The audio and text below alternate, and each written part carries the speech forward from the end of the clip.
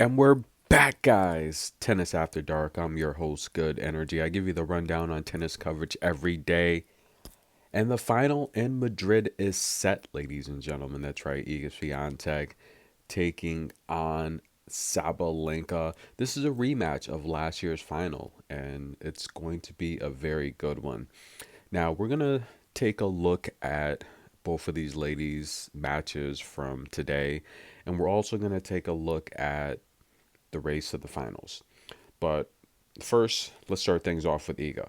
Right, Iga finds herself here in the championship match after taking out Wong in the first round, straight sets. Sorana Cirstea in the second round, or technically that would be the third round, as the seeded players got a bye. And Sarah Sorribes Termo in the round of 16, Beatrice Haddad in the quarterfinal, and Madison Keys in the semifinal today. Now, Iga only dropped one set. That was to Beatrice Haddad. Beatrice Haddad from Brazil. And Beatrice put up a good fight. But fell a little bit short to Iga, who made the championship match here last year, losing to Sabalenka in what was a three-set thriller. But, I mean, she went through a tough draw last year. She took out Julia Grabner, Bernarda Pera, Ekaterina Alexandrova, Petra Martic, and Veronika Kudermetova. And last year, coming through that draw, she handed out a bagel to Martic, two breadsticks to Kudermetova, and she would lose 6-3, 6-3, 6-3 to Sabalenka. Now, the next tournament in Rome, she got the injury. So Rome is coming up next week, and look, Elena Rybakina is already complaining, but look, she's gonna have rest because she did not make the championship match, so she'll have plenty of time to rest and recover. She's gonna be taking on Sabalenka, Iga Swiatek, that is, and Sabalenka finds herself here after a very impressive run. I mean, I would probably say Sabalenka's path to the final here was much harder. Of course, he had the bye in the first round, Magda Linette in three, Robin Montgomery in three, Danny Mel in three, Erica Andreva in two, and Elena Rybakina today in three. This is what I like about Sabalenka. She's showing a lot more maturity. She's been through so much tragedy. Her father, her ex boyfriend, she's been through a lot. And she's just showing that she's becoming a very seasoned, tenured woman. I mean, with her emotions, just her maturity. I'm amazed at what I see because she has not always been like that, right? I remember a younger Sabalenka. I mean, that match against the last match she played against Serena Williams, where Serena Williams destroyed her, she was going nutty, slamming her racket down. What about Kai Kanepi at the U.S. Open? She broke the boom microphone, Indian style, on the court, slamming her racket down, just throwing a freaking fit like a freaking toddler. But last year, she made the final. She took out Sorana Cirstea, Camila Osorio, one of the toughest players I've ever seen in my life. She beat Mira again, gave her a breadstick. Mayar Sharif in three, Sakri in two, and Iga in three, 6-3, 6-3, 6-3. Now, when this tournament started, I told you guys, I don't think Iga's going to win this tournament. I looked at her numerology. I just didn't like what I see. Iga's not going to win this tournament, right? At least I don't think she's going to win the tournament, right?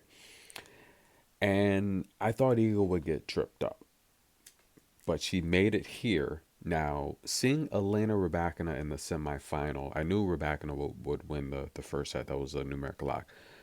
But I would feel much more comfortable with Elena Rybakina here in the championship match to beat Iga than Sabalenka. Because, I mean, Iga does own the head-to-head versus Sabalenka. And I mean, if we include the World Tennis League at 7-3, Iga's she's handled Sabalenka pretty easily lately. Of the technically, I mean, I guess we'll say nine matches because the World Tennis League, the last time they played this past year, this past winter, they're just doing the one set thing. So they're not, they're taking into consideration the amount of games the ladies are playing on the tour. So the World Tennis League. It's not the standard tennis format anymore. So now it's a little weird there. They're playing like one sets, they're playing tie breaks. It's a little nutty. So we'll say nine. So of the nine matches they've played, only four of them have gone three sets, right? And of those three sets, Sabalenka's won three out of those four. I mean, of those four of the three of the four times they played that have gone three sets, Sabalenka's won three of the four. So if the match goes three, there's a good chance Sabalenka's going to win it. And I'm going to tell you right now, Sabalenka's going to win a set. Iga's open nearly a 4-1 favorite. Sabalenka will win a set. So that's the first pick I'm going to give you. Okay.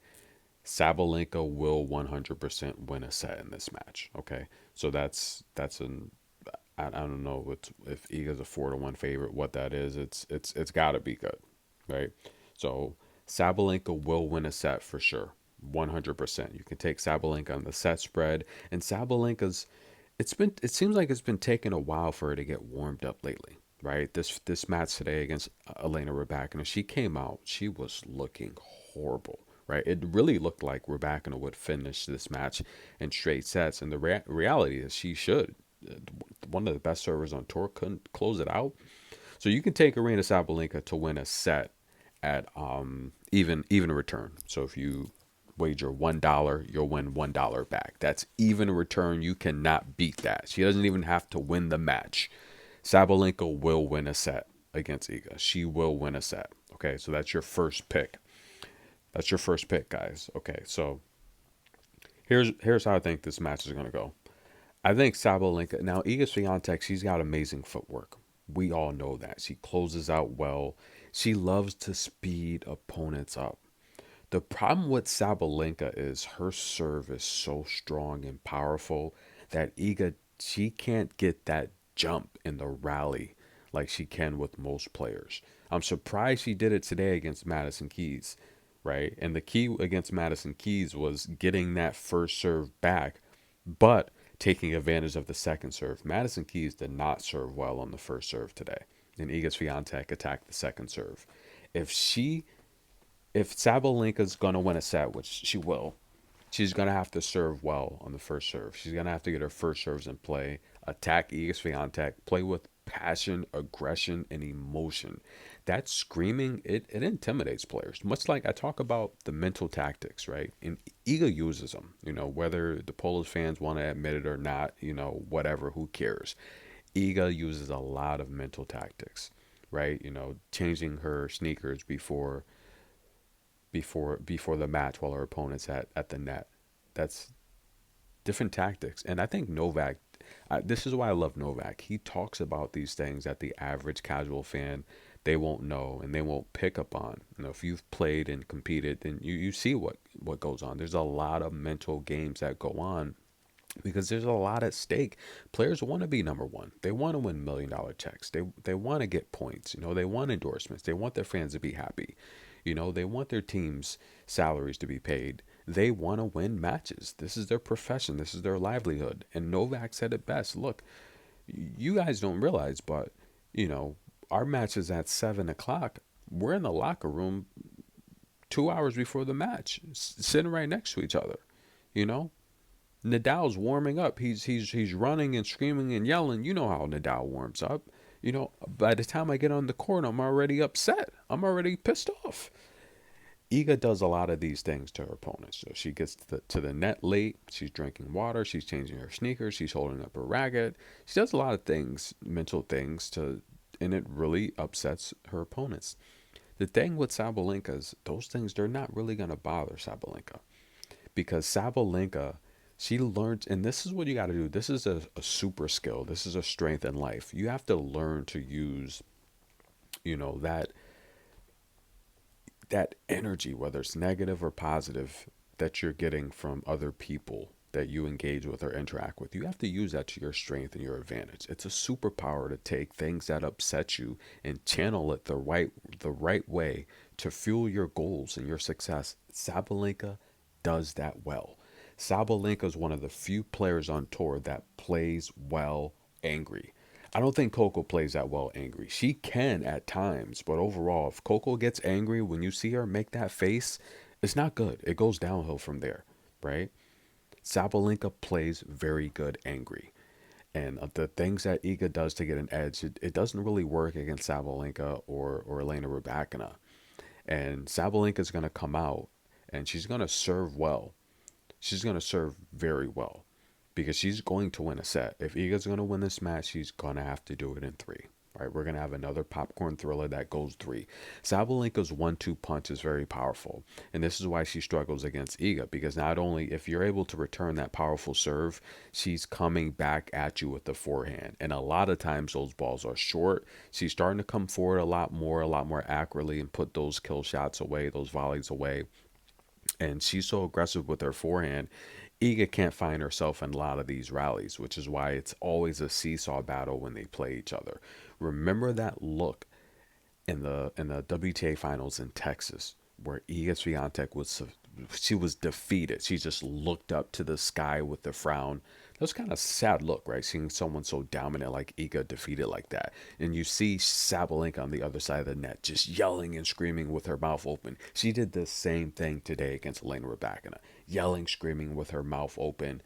Listen, guys, you're going to see more of that in this match that you saw today against Elena Rybakina. You're going to see Sabalenka yelling and screaming. She doesn't hold back. She doesn't care. And that's a strength that a lot of players don't have, to be able to just let it out in front of 20,000 fans, millions of fans watching worldwide. Sabalenka does not care what you think.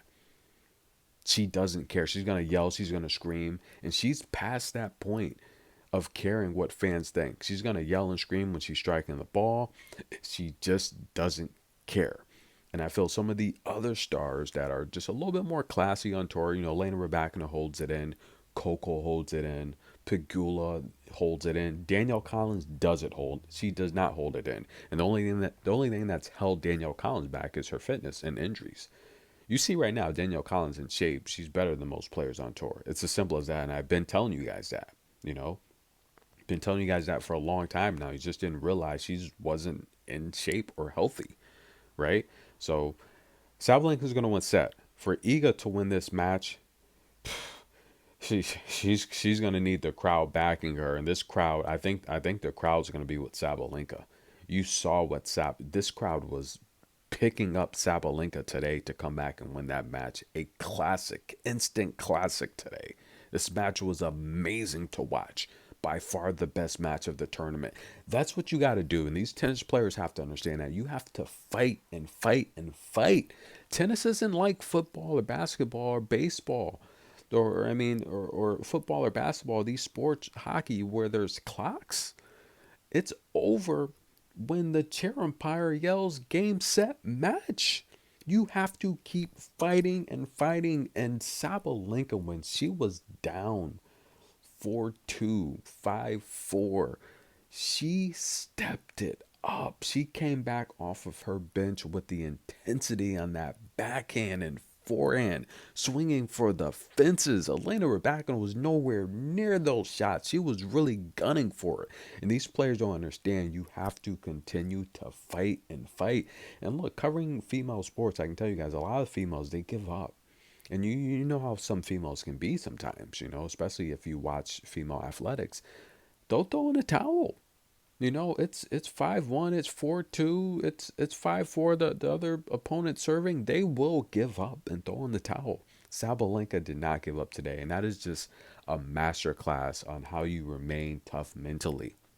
This is beautiful. I can't say enough good things about what I saw from Sabalenka today, guys. I want to take a look at how Iga played against Madison Keys, right? So against Madison Keys, straight set victory, breadstick, 6-1, 6-3. Zero aces, zero double faults, okay? What does that tell me? That tells me that her serve placement was accurate. I talked about this in the past. Iga Swiatek having one of the most accurate serves on tour. I mean, you could put literally, look, you could put a $50. You could put a Susan B. Anthony. You could put a silver dollar on the line. Iga's gonna hit it. That serve placement is very accurate, right? Now, again, I've talked in the past. Iga Swiatek, she's gonna serve about 106 miles per hour, right?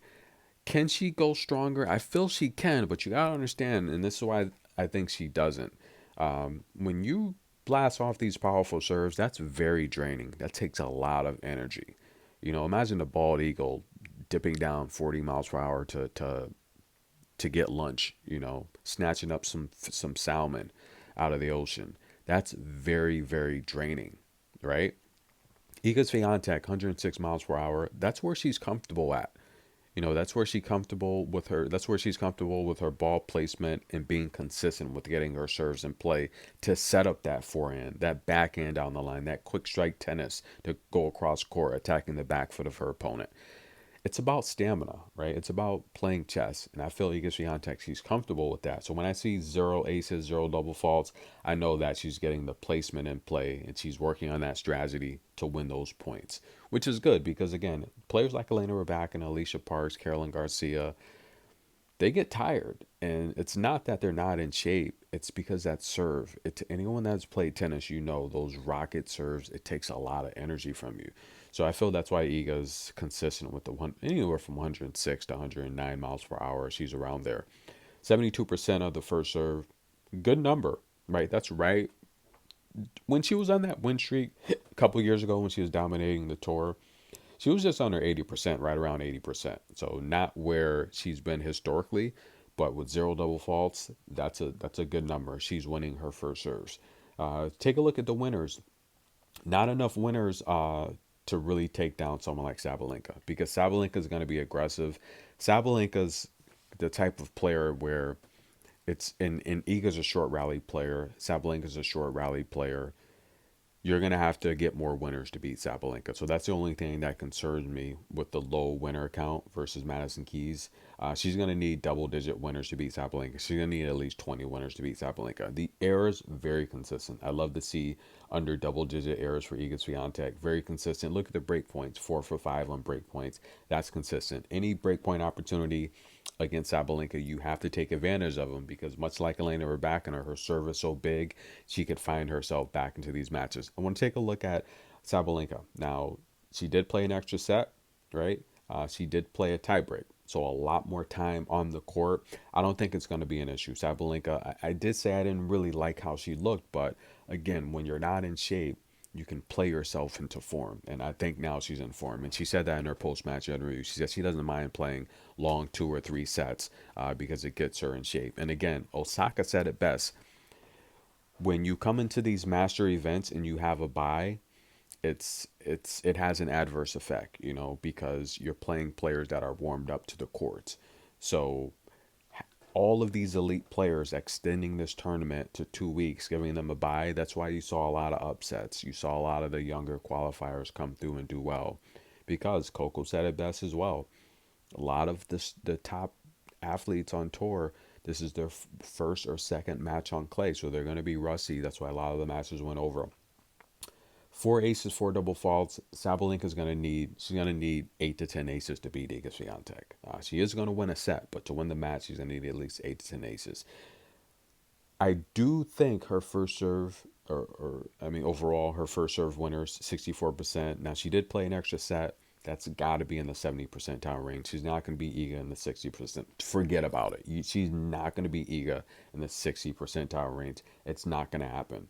The 35 winners over 3 sets, I mean, what, averaging roughly about, you could say just about 11 and a half winners per set. That's a good number. I mean, that's pretty solid. We saw Iga Swiatek with the low winner count herself. I mean, Iga just literally averaged about 3 winners per set. So she'll have the advantage there, but she's got to control the errors. She cannot make 10 unforced errors a set against Iga Swiatek. And she's gonna have to be a little bit more consistent with the break points. 3 for 8. That's not a good ratio, right? Overall, guys, I do think Sabalenka is going to win a set. Comment below. Let me know, what do you guys think the key to victory for each lady is. Tap in. Let me know where you're checking in from, what country, what state. But again, Sabalenka is going to win a set. That's going to be the first pick. I also want to talk about the race of the finals really quick. This is what I think. I think it's going to be amazing for Danielle Collins to get into the race for the finals. I don't think Danielle Collins is going to give up her spot. She's playing lights out tennis. Remember, guys, the finals are going to be in Saudi Arabia, where a record $15 million for the ladies. So that's going to be a beautiful retirement package for Danielle Collins. I think she's going to stay at least in the top 8. I can see her sliding to possibly 6. I see Coco moving up to at least 4. I think it's probably going to be Iga number 1, Rebecca. I do okay. So Sabalenka, I say Iga number 1, Sabalenka number 2, Rebecca number 3. Coco's gonna slide up to 4. I see Danielle Collins dropping down to 5th. I see Kenwin Jung dropping out of the race of the finals. I see Marta dropping out. Polini, it's gonna be close. I do see Dasha moving in. I see Sakri moving in, and either Ostapenko or Ons is going to move in. That's going to be your finals right there, guys. Iga, Rybakina, Sabalenka, Coco, Collins, and we're going to have Sakri, Dasha, and either Asta or Ons. It's going to be the usual suspects, right, guys? There's a 3-year commitment for Saudi Arabia, and it's going to be the usual faces. That's really what it's going to be. Let me know who you think is going to make the finals, who's not going to make the finals. I don't see Queen Win making it, and I don't see Marta making it. I just don't think they're that consistent to hang on. There's a lot of tennis left, and they're just not great grass or hard. I mean, they're pretty good hard players, but they're just not great clay or grass players to finish out the second and third quarter. And the fourth quarter is going to belong to the superstars getting ready for the finals. The usual suspects: Iga, Coco, Rebecca, Sabalenka, Collins. And what about Pegula? I don't see Pegula making the finals this year. She's going to need a big run in these tournaments, and I just don't see it with her new coaches. I just don't see it. Like I said, is she trying to win a double slam? I mean, she went out and got doubles coaches. I don't know. Whatever. But comment below, guys. Who do you think is going to win the Madrid championship? The pick here tonight is for Sabalenka to win a set. That's even money right now. Tennis in a minute. We'll be back. Like the video. Great job to both ladies for making it here. A rematch of last year's finals. Can Iga win it? That's the question. We'll be back.